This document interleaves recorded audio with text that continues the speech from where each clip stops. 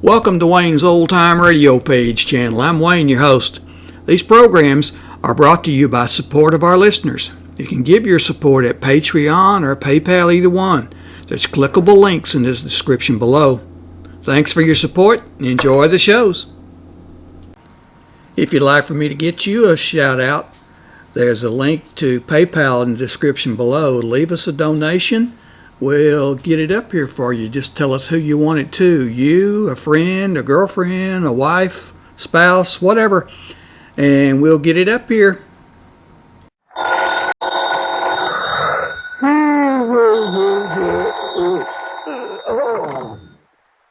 Johnny Dollar. Betty Lewis. Huh? Oh, hi, honey.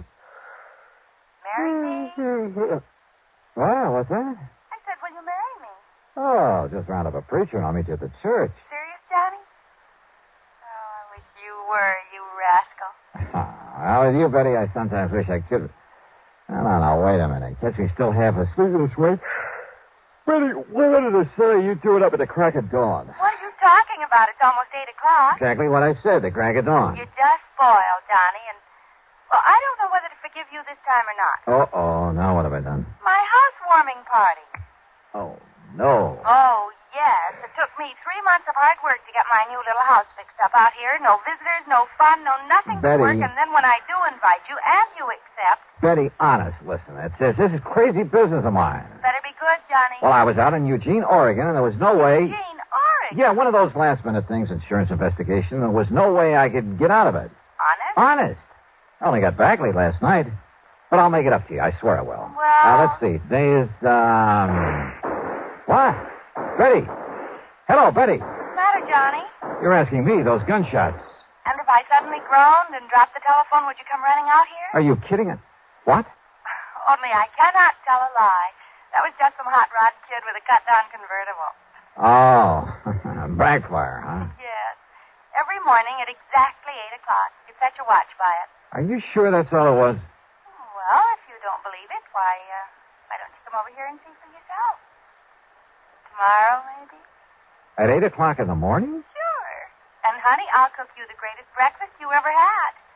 Yeah, but... Maybe even convince you that married life isn't such a bad idea after all. On the strength of a platter of ham and eggs? Tomorrow. Johnny. Hey, look, why don't we go somewhere tonight? I'll take you out to dinner and... Nope. If you're really sorry about missing the party, if you really do want to see me... Well, sure I do. All right, then. Tomorrow morning for breakfast. Betty. Bye, honey. So, why not?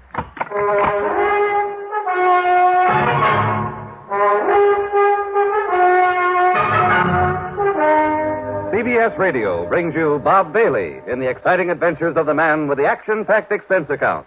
America's fabulous freelance insurance investigator. Yours truly, Johnny Dollar.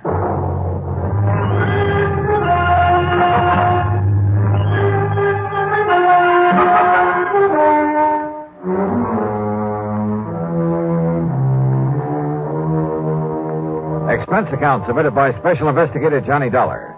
To the Universal Adjustment Bureau, Hartford, Connecticut. Attention, Mr. Pat McCracken. Following is an account of expenses incurred during my investigation of the Backfire that Backfired matter. I know, Pat, you haven't assigned me to a case. I also know I hadn't the least idea that having breakfast with my best gal was to be only the beginning of an insurance investigation. That before it was over, I'd be lucky to get out of the whole mess alive. But believe me, that's the way it worked out. So if there's any question about your company paying this expense account, well, just read on. Okay, then. Expense account item 1, the following morning, that is, $4.25 for a tank full of gas for my car. By the unearthly hour of 7:40 a.m., I was on my way to far out beyond the edge of town to 11325 East Maple Drive, and the newly acquired domicile of my date for breakfast, Betty Lewis. Now, I'm not used to this early morning stuff and was kind of surprised to find so much of the world wide awake. It was warm and pleasant, too early for the scorching summer sun. Front lawns of the rather nice homes in this section glistened with dew. The fields and trees were filled with millions of birds, all singing their heads off, with squirrels chattering away. Yep, real pleasant. Something I'd have to try again sometime. Betty's place, which I hadn't seen before, turned out to be a very cute one-story affair, coral roof and shutters to match. It was set comfortably in between a couple of somewhat larger homes. As for Betty, who stood there at the front door waiting for me, well, I don't know how she does it, but that ever-loving doll, even at this hour, looked as smart and attractive as any man could want. I just can't believe it. And it's still a full 6 minutes before 8 o'clock. Hi, honey. Mwah. Yeah, so early in the morning? You mind? I do not. Come here, yeah? Honey.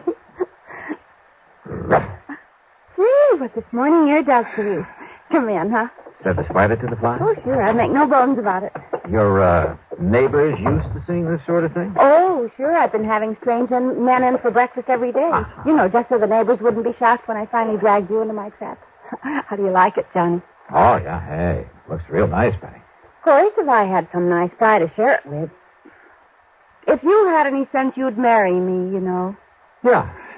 And if I had any sense, I'd get out of this crazy business of mine. Then maybe I could settle down to something like a normal life. 9 to 5 in some air-conditioned office, a nice home to come home to, maybe raise a family. Johnny, you know darn well you'd never be happy with that kind of a routine, humdrum existence. Oh, no? You know it as well as I do. And I guess a gal could get pretty miserable wondering where you are, if you're getting slugged or shot at, maybe dead somewhere. But we do have fun together. And I'm all for it. That is, when you're not standing me up for some glamorous redhead on an excuse you're working in insurance. Betty, so help me. On a stack of Bibles. Oh, sure. But come on, or your eggs will be overcooked. Now, you sit right there when you can look out the window and drink your juice. Yes, ma'am. You really like my country estate? Yeah. Hey, who lives in that big house across the road? Oh, Mr. Barton J. Robinson. Used to be an attorney. Robinson, sure. He's the one who prosecuted that big insurance fraud a few years ago for one of the companies I served. See him there eating his breakfast? Bachelor, isn't Yes, he lives all alone. I think I'd better warn him to stay away from you, that you're my property. He's the most punctual man I've ever seen. If he isn't there when I'm eating my breakfast, I know I've overslept. Here, now. And if you want some toast... Got it. Hey, Betty, I've been thinking... Yes? Well, maybe it's just my crazy criminal mind. Thinking about what, Jimmy? About that. Holy smoke. No, I've got so used to it morning after morning. 2 of them. No, crazy kids. You know who they are? Oh, somebody had the police come out here a couple of mornings, but of course they didn't show up then. And I guess everybody else has just got used to them the way I have. Now, let's eat. Funny, though. What? A crazy backfire. Once they get past here, they stop it. Well, don't worry about it. But I should have. I should have worried plenty about it. Perhaps if I'd been a mystery writer instead of insurance investigator who's used to solving mysteries after they've happened, well, I would have had sense enough to act right then, immediately. Or maybe, maybe there was still time. And you have no idea who those 2 are, the ones who go barreling by in that hot rod every morning? Nobody could seem to find out, Johnny, and as I said... Yeah, everybody's got used to the noise of that backfiring. But listen, Betty... Why don't you eat your breakfast, honey? You call them kids, but they aren't. Honey, please. I thought we were just going to have breakfast and talk and sort of make up for lost time. Yeah, I'm sorry for them. But now look. Honestly, do you have to dream up a lot of mystery and intrigue about even the most normal things that happen? They cut the backfiring just as soon as they got around that curve. 3CFU 160. What? The license on that car. Oh, Johnny. Hey, listen, honey, let me use your phone. Didn't I see one right here in the living room? Oh, yeah. But why? And, Johnny, your breakfast will get cold. Be right back.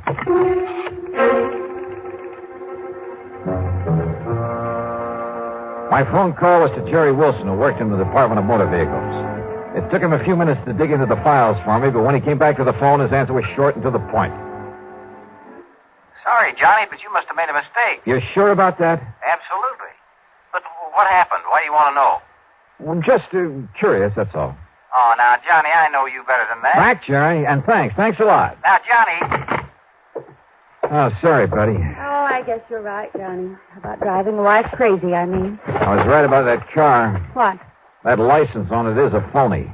There ain't no such number here in Connecticut. All right, so a couple of kids didn't have enough money to buy a license. I tell you, they aren't kids. Now that I've had a chance to think about it, I'd swear there was something familiar about the looks of the one beside the driver. Oh, sure. Some nasty criminal you've tangled with and... Oh, Johnny, listen. This isn't why I asked you out here to cook up some deep mystery. Hey, Betty, this lawyer, this Barton Robinson, who lives in the big house across the road. I don't care about him, Johnny. I care about you. You say that every morning at the same time he's there beside that window eating his breakfast? The same time that car comes roaring by? Yes. When he's here, that is. He was away for 5 or 6 weeks. Until when? He must have come back last night. This morning's the first time in 5 or 6 weeks. And when did those hot rodders start coming around? Oh, well, I guess it was about a week after Mr. Robinson went away. Casing the joint, huh? What? Johnny, for heaven's Betty, listen to me. You probably won't forgive me for this. Johnny. Now, listen. Sometimes when I'm working on a But case... you're not, dear. Well, sometimes when I run out of leads, all I have to work on is a hunch. 3 months I've been But waiting. strangely enough, the hunches usually pay I off. wasn't going to tell you until So later. maybe my hunch is right this But I time. called the office and told them I wouldn't be Because in. I got a real big fat one I about thought that you car. and I could go somewhere, drive out in the country, Oh, I'm maybe. sorry, honey. I really am Like sorry. I said, kind of make up for lost But I time. got to get on this thing, and right now. Oh, Johnny, how can you do this Look, to I'll me? pick you up tonight. We'll have dinner, taking a show, make a night of it, anything you want. I know that walking out on you this way is a dirty trick, and if you want to, you can just tell me to... Please, honey, tonight for sure. Oh, sure, Johnny. You know what a pushover I am. Thanks, hon. See you later. I set out to find that car, who owned it, and why the big Backfire racket in that particular spot day after day. There was a purpose there, I was sure of it. Not just a couple of kids out on the tear. Besides, they weren't kids. I'd seen that for myself. Because of the way the car had taken the curve down the road, it left a very clear set of tire marks. So I started a careful inspection of driveways, even asked the people who lived along there what they knew about that car. And it took me most of the day. Expense account item 2, by the way, is $1.25 for a late afternoon lunch at a roadside tavern. It was there I finally got some information. You want another bottle of beer, huh, Charlie? Okay. Now, as I was saying, mister, I think I know the very car you mean. Yeah? About a 1941, tied down with straight pipes. Must have been a convertible before they throwed the top away. Makes a lot of noise. You know who owns it? Where I can find it? Well, I think I seen it take the cutoff one morning. Cut off? Yeah, when I was on my way to work here. What cut off? About a mile up the road to cut off over to Byerly Swamp. Good. Thanks a lot. Here's for the food. Well, you interested in buying that old crate? Something like that.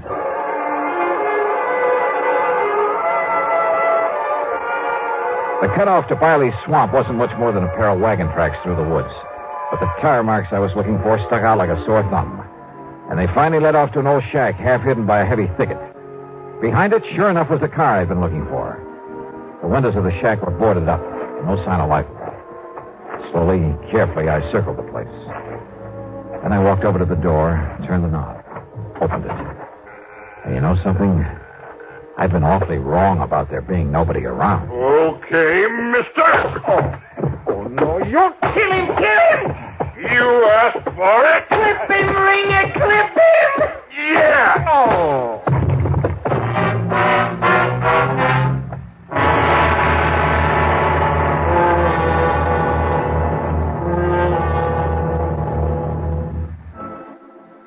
All right. Get some water, Gills. Bring him to. We'll find out what he's doing around here. Let me go through his pockets, Ringer, see who he is. Yeah, go ahead. The one called Ringer was too big for me. So rather than take any more of it for the moment, I lay there and let them go through my pockets. And of course they took my gun. When the little one, Gil, started pouring water not only on but into me, well, I had to come to or choke to death. Oh, give him the whole bucket. Yeah, sure. Johnny Dollar, huh? Insurance stick. No, don't try getting up on your feet. You think I could if I wanted to? Yeah, you really clipped him, Ringer. Shut up. So the coppers have been after me since I got out of their clink, huh? But they couldn't find me, so they had to send you out. Is that it, Dollar? What do you think? I think you're going to be awful sorry. And awful dead. You think you or anybody else could keep me from knocking off that fancy mouthpiece after sending me up the way he did? Well, nobody's smart enough. You're gonna knock him off, Ringer, huh? You're gonna kill him? After we get that lawyer. Well, why not now, huh? Anything goes wrong, I might need Dollar for a hostage. Oh, sure.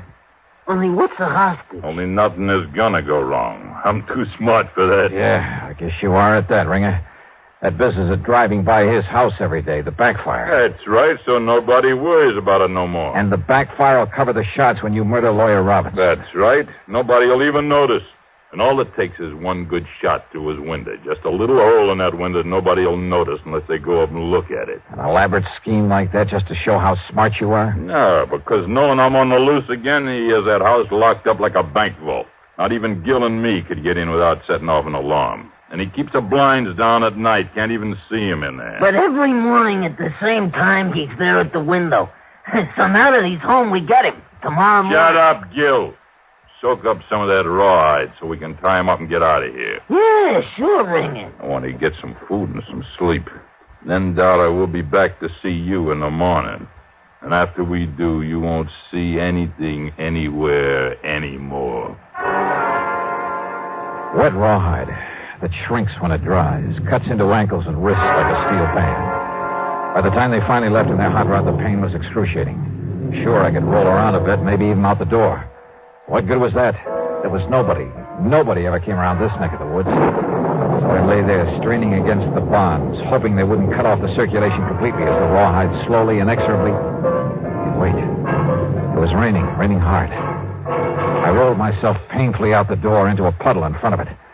It seemed like hours. It was hours. It was long after daylight before the rawhide finally stretched enough for me to get a hand free and take off the rest of the thongs that bound me. I looked at my watch. 8:15, which meant they'd done their job. And yeah, now they'd come back here to... Then I heard it, the hot rod coming down the soggy wagon road. Quickly, I ducked back into the shack, waited behind the door.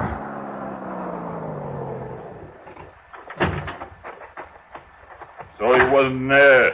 We had the storm to cover us, too. I don't get it, Ringer. So he wasn't there. That window means somebody warned him. Means that Johnny Dollar warned him. That means we're taking care of Dollar right now. No, wait. Listen. What? That car coming down the road.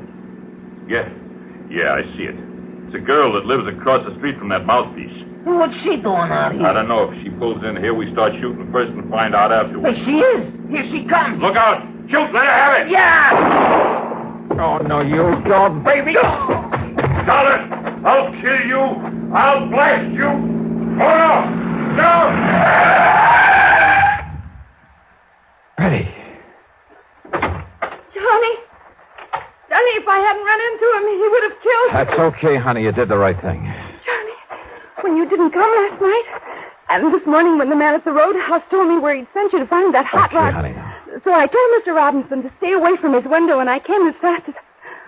Oh, are you all right, honey? Are you all right? Yeah, sure. A little wet and tired. Johnny, I was so worried. I was so worried about you. I'm sure glad you were. Thanks, honey. Oh, do that again. That's the sweetest kiss. Run over me. Try to kill Oh, me. shut up, Ringer. You think I'm gonna... Yeah. Oh. Can't you see I'm busy? Yes. More, Johnny.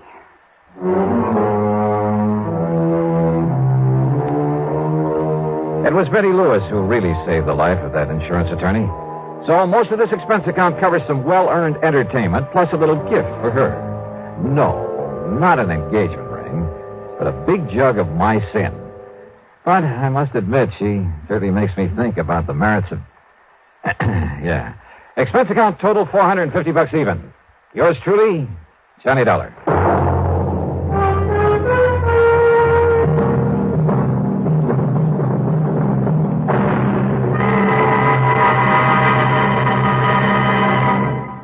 Now, here is our star to tell you about next week's story. Next week.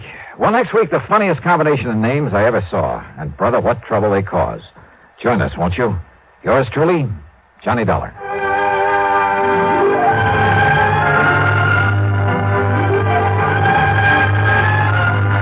Yours truly, Johnny Dollar, starring Bob Bailey, originates in Hollywood and is written, produced, and directed by Jack Johnstone. Heard in our cast were Virginia Gregg, Horace Lewis, Barney Phillips, and Tom Holland. This is Jim Matthews speaking.